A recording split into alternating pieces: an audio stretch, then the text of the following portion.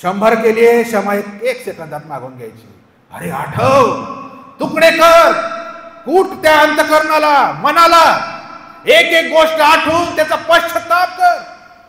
देवाला तर समजू दे, देवाला तर दिसू दे की खरोखर माझं अंतःकरण तुटलेलं आहे, भांगलेलं आहे. आणि त्या प्रार्थना देव ऐकतो. पुष्कळदा काय होतं, आम्हाला वाटतं आमचं अंतःकरण शुद्ध आहे, पण ते भग्न झालेलं नसतं, त्याचं ते कुटलेलं नसतं, देवाच्या हातोड्याखाली ते आलेलं नसतं. म्हणून अशा लोकांची प्रवृत्ती काही वेळच अशी वाटते चांगली, पण थोडंसं काय झालं की परत ते पूर्वीच्या स्वभावाकडे प्रवृत्त होतात. का? कारण ते बारीक बारीक तुकडे होण्याचं अजून बाकी आहे, ते नीट कुटायचं अजून बाकी आहे. नीट कुटत नाही तोपर्यंत त्याचं मिक्सचर तयार होणार नाही आणि त्याचा धूर देवापर्यंत जाणारच नाही. म्हणून त्याला काय करावं लागेल, अंतःकरणाचे बारीक बारीक कण करावे लागतील. असे घट्ट अंतःकरण, लोखंडासारखे, पाषाणासारखे अंतःकरण घेऊन आम्ही बसतो आणि देवाकडे उपोषण करतो. देवा या मागण्या तुला मान्यच करावं लागेल. देव म्हणतो तुम्हाला मी मांसमय हृदय देईन, तुमचे पाषाणमय हृदय फोडून त्याचे तुकडे करील आणि तुम्हाला मांसमय हृदय देईल. हे मांसमय हृदय हवं आहे. कठोर घट्ट अंतःकरणाच्या लोकांच्या प्रार्थना देव ऐकत नाही. तो म्हणतो गर्भिष्ठांना मी दुरून ओळखतो, दुरून, अजून आला बी नाही, दुरूनच तिथूनच निघून जातो, येऊ पण नको, दुरून ओळखतो. आणि म्हणून फार महत्वाची गोष्ट आहे की स्तोत्र 34 आणि 18 मध्ये म्हटलं त्याप्रमाणे उत्पत्ती 32व्या अध्यायात आणि 26व्या वचनामध्ये आम्हाला वाचायची गरज नाही, पण आम्हाला सर्वांना ही गोष्ट माहिती आहे. याकोबाने हिमतीने परमेश्वराबरोबर मल्लयुद्ध केलेलं आहे आणि तो म्हणतो तू मला आशीर्वाद दिल्या वाचून मी तुला जाऊ द्यायचा नाही. काय जबरदस्त संघर्ष आहे. पुष्कळ गोष्टी अगदी सोप्या रीतीने मिळत नाही, देव पण देत नाही. आम्हाला त्यासाठी संघर्ष करावा लागतो, युद्ध लढावं लागतं, तेव्हाच देव देतो. आम्ही 1-2दा प्रार्थना करून मिळत नाही म्हणून आम्ही पुष्कळदा सोडून देतो ती गोष्ट. नवीन करारामध्ये लिहिलं आहे मिळेल तोपर्यंत मागा, मिळू तोपर्यंत मागा, मिळत नाही तोपर्यंत मागा. म्हणजे संघर्ष करा, युद्ध करा. देवालाही समजू द्या की मी किती आतुर आहे, माझ्या विनंत्या, मी थकलो नाही देवा, तुला मी ज्या गोष्टी मागत आहे द्याव्या लागेल. अर्थातच त्याच्या इच्छेने असणाऱ्याच तो देतो. काही लोक प्रार्थनेमध्ये संघर्ष करत नाही, त्यामुळे त्यांना आशीर्वाद मिळत नाही आणि ते यशस्वी होत नाही. आणि म्हणून पुष्कळदा या संघर्ष करत असताना प्रार्थनेमध्ये अडखळण येतं. परंतु जेव्हा प्रार्थना करणं अतिशय कठीण वाटतं तेव्हाच प्रार्थना केली पाहिजे. जेव्हा प्रार्थना करणं कठीण वाटतं तीच खरी वेळ आहे प्रार्थना करण्याची. तो सर्वात हार्ड टाइम असतो. आणि म्हणून दानिएलाच्या जीवनामध्ये आम्ही देखील अनुभव बघतो. दानिएल आणि 6 आणि 10, कोणीतरी वाचा दानिएल 6 आणि 10.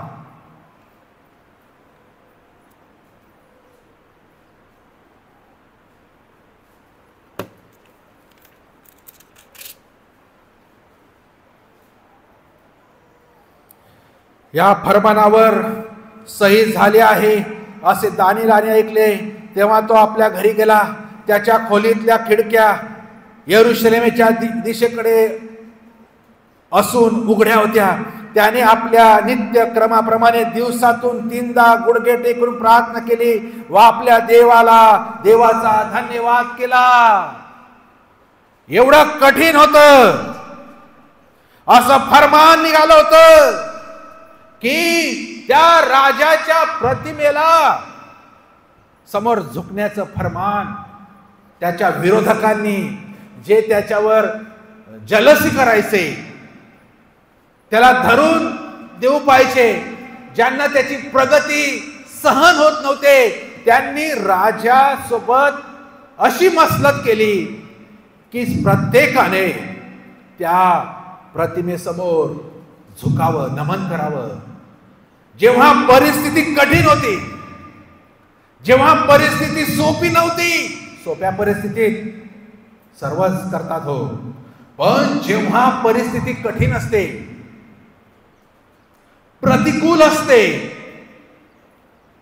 तेव्हा जेव्हा अशक्य वाटतं, तेव्हा राजाचं फरमान होतं, खिडक्या बंद करून नाही केली. दानिएलाने प्रार्थना खिडक्या उघडून केली.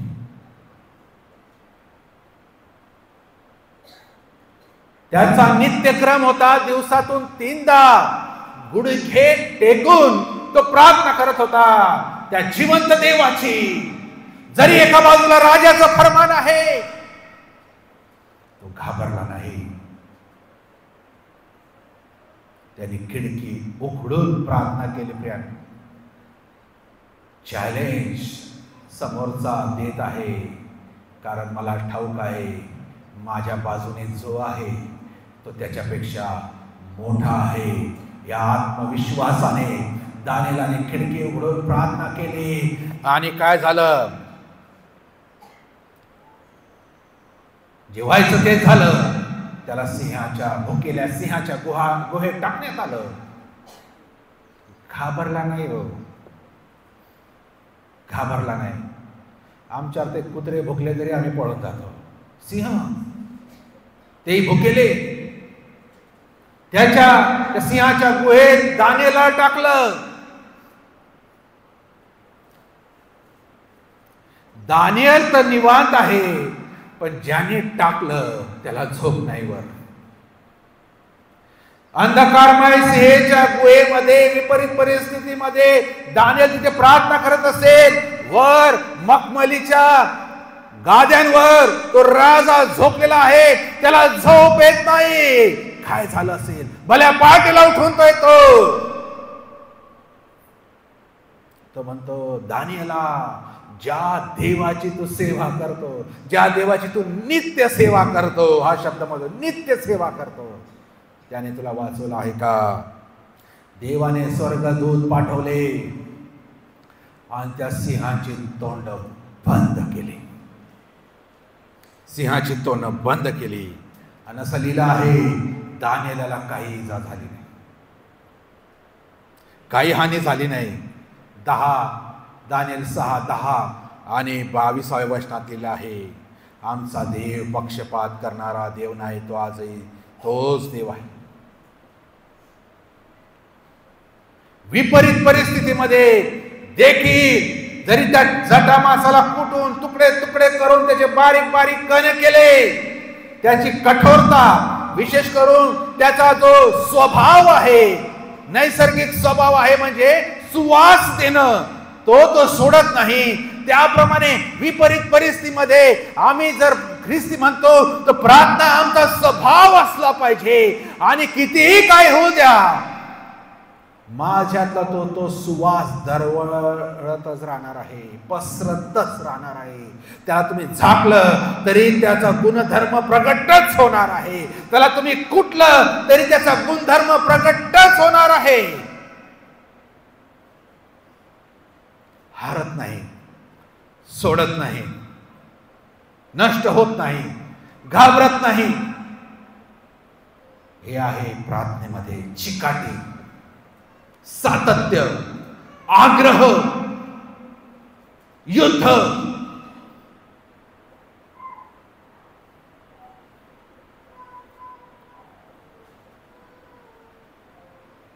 आणि प्रार्थना हे आमचं नेचर आहे, प्रार्थना आमचा स्वभाव आहे, प्रार्थना आमचा श्वास आहे. ते देव नेहमी पाहत राहतो असतो. तिसरी गोष्ट पाऊल तिमोथेला म्हणतो, तू सर्व माणसांसाठी काय कर. तिसरी गोष्ट, आपण मला फॉलो करता आहात का? काय तिसरी गोष्ट,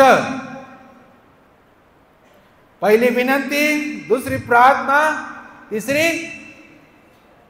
रथबदली.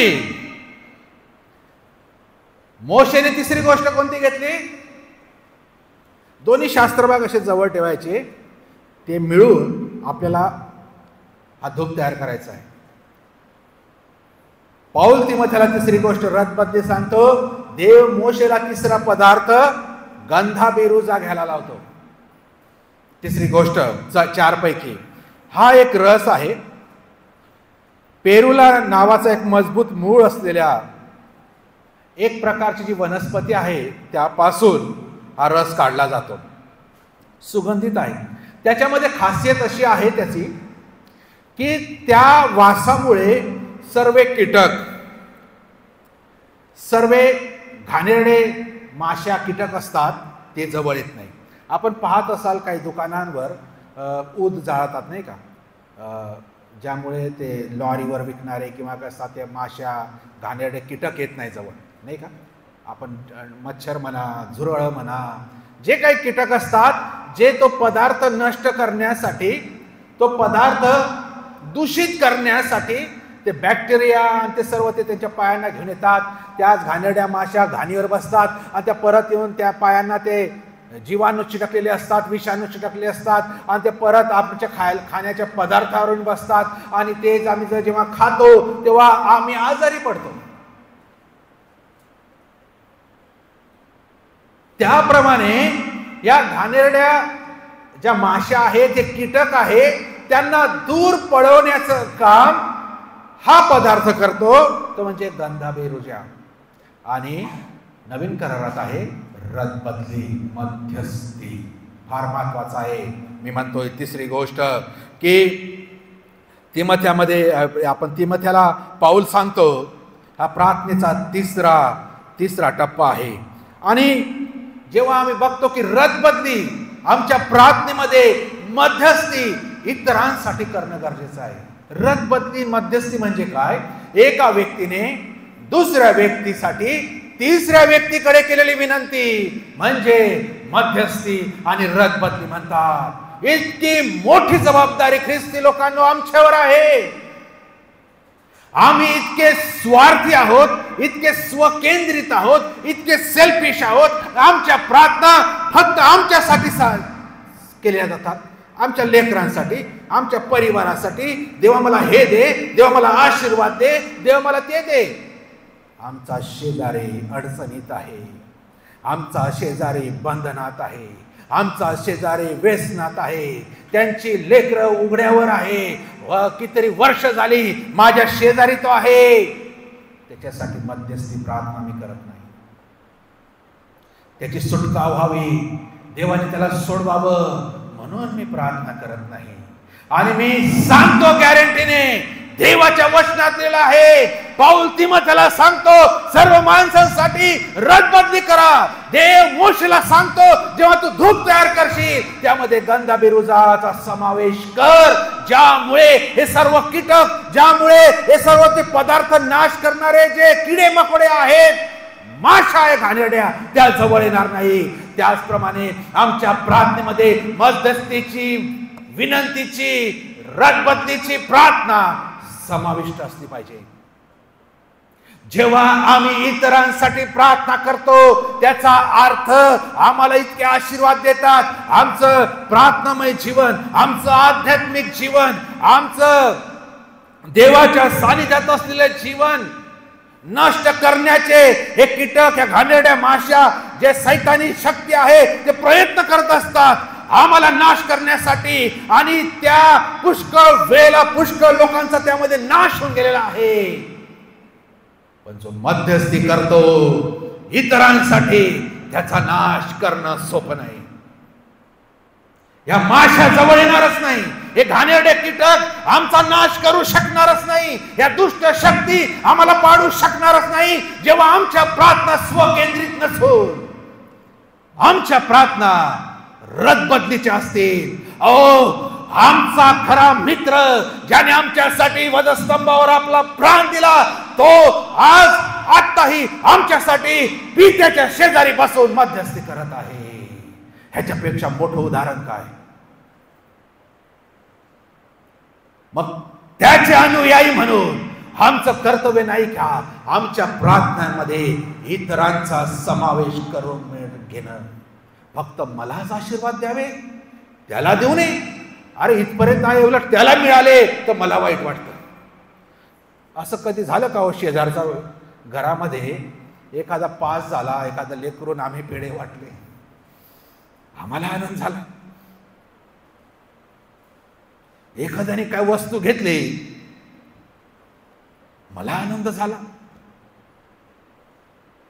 एखाद्याची पदोन्नती झाली, मला आनंद झाला. मी कधी असं पाकिट मी टाकतो, उपकार सुसदान. काय काय उपकार? मला असं असं मिळालं, असं असं झालं. ठीक आहे, तो वैयक्तिक भाग झाला. परंतु देवाचं वचन मला काय शिकवतं? त्या प्रार्थना माझ्यासाठी तर करून करून माझं आयुष्य संपण्यात आलेलं आहे, पण इतरांसाठी केल्या का?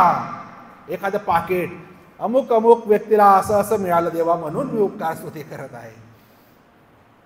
कधी ऐकण्यात आहे? कधीच नाही.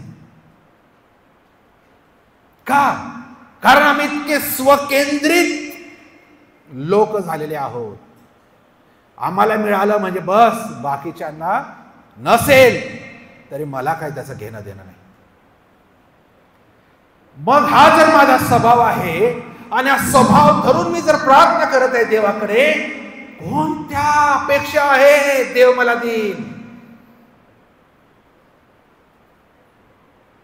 जर मी प्रभूची प्रार्थना दर रविवारी म्हणतो, घरी म्हणत असेल, आणि त्या प्रभूच्या प्रार्थनेमध्ये ती प्रार्थना तर फक्त एक मॉडेल आहे. येशूने शिष्यांनी येशूला सांगितलं, येशू आम्ही प्रार्थना कशी करावी आम्हाला तू शिकव. आणि तेव्हा येशू त्यांना शिकवतो की जेव्हा तुम्ही प्रार्थना कराल तेव्हा असं असं म्हणा, हे आमच्या स्वर्गातील बापा वगैरे वगैरे वगैरे. आणि तो म्हणत असताना म्हणतो, जसं आम्ही आमच्या अपराध्यास क्षमा केली तशी तू आमच्या अपराधांची क्षमा कर. म्हणजे जसं मी इतरांची क्षमा केली तू माझी क्षमा कर. माझ्या मनात इतरांविषयी वाईट भरलेलं आहे आणि देवाकडे मागतो, देवा मला असं दे तसं दे. मिळेल का? सर्वात सोपी गोष्ट, आज माझ्याकडे काय नसेल, मी ते मागून मागून थकून गेलो, पॅटर्न बदला, इतरांसाठी प्रार्थना करा. देवा त्याला तू दे, देवा तिला तू दे. बघा, देव तिला त्याला तर दे, पण सोबत मलाही दे. हा फरक आहे प्रार्थनेचा. म्हणून पाऊल तिमोथेला म्हणतो, जेव्हा तू प्रार्थना करशील सर्व माणसांसाठी तेव्हा रदबदली कर. परमेश्वर मोशेला म्हणतो, तुमच्या प्रार्थना धुपा समान सादर होण्यासाठी त्याच्यातला तिसरा पदार्थ मला हवा आहे, त्यामध्ये तो देवाने सुचवलेला आहे, आणि तो म्हणजे गंधबिरूचा, म्हणजे सर्व कीटक हे नाश करणाऱ्या प्रवृत्ती दूर पळवण्याचं काम. माझ्यावर ह्या नाश करणाऱ्या प्रवृत्ती इतक्या हावी झालेल्या आहेत की माझ्या प्रार्थना नुसत्या व्यर्थ आहे. चेन प्रेयर कर, उपासाची प्रार्थना कर, शुक्रवारच्या प्रार्थना कर, बुधवारच्या कर का सप्ताहाच्या कर, उपयोग नाही. जर मी इतरांसाठी प्रार्थना करत नाही, इतर म्हणजे फक्त मी, माझी पत्नी, माझी लेकरं, माझे नातेवाईक हे नाही. येशू म्हणतो, आपल्या शत्रूंवर प्रेम करा, आमच्या दुश्मनांसाठी प्रार्थना करा. इतका सोपा फॉर्म्युला आहे जो आम्हाला खूप कठीण आम्ही करून ठेवला. इतका कपट आणि इतका राग आणि द्वेष माझ्या मनात असतो की मी त्या माझ्या ज्याने माझं वाईट केलंय त्याच्यासाठी प्रार्थना सर्वात कठीण गोष्ट असेल तर ती आहे, इम्पॉसिबल आहे. सर्वात मोठी गोष्ट आहे एखाद्याला क्षमा करणं. सर्वात डेअरिंगची गोष्ट आहे एखाद्याकडे क्षमा मागणं. त्या ज्यांनी एखाद्याकडे क्षमा मागितली त्याच्या सारखा शूरवीर या जगात नाही. माझ्यातला मीपणा मला झुकू देत नाही. फार मोठी गोष्ट आहे. येशूचा काय अपराध होता? कोणाचं वाईट केलं? त्याला त्या शिक्षेस एवढी भयंकर शिक्षा दिली.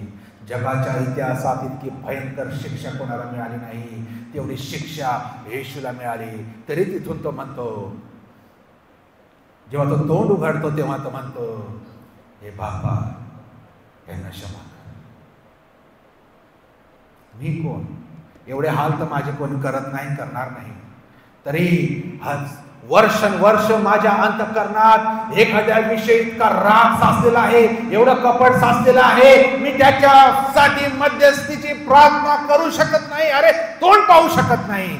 चर्च मध्ये आम्ही शेजारी बसलेले आहोत, पण आम्ही सलाम करू शकत नाही चर्च सुटल्यावर.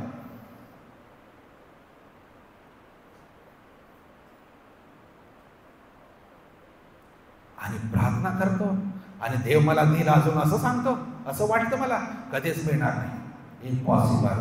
कारण देव त्याच्या फॉर्म्युल्यात, त्याच्या चौकटीत असलेल्याच प्रार्थनांचं उत्तर देतो. मला वाटतं म्हणून नाही. म्हणून प्रियांनो, हे माझ्यावर कीटक आणि घाणेरड्या माशा बसलेल्या आहे ना, माझे आशीर्वाद हिरावून घेतलेले आहेत. माझ्यात रोग राईचे जंतू पसरून दिलेले, व्हायरस सोडून दिलेले आहे. हे पापाचे व्हायरस, गर्वाचे, रागाचे, कपटाचे, क्षमा न करण्याचे, हेवा करण्याचे, हे ते घाणेरड्या माशांनी त्या घाणीवर बसलेले तिथून माझ्या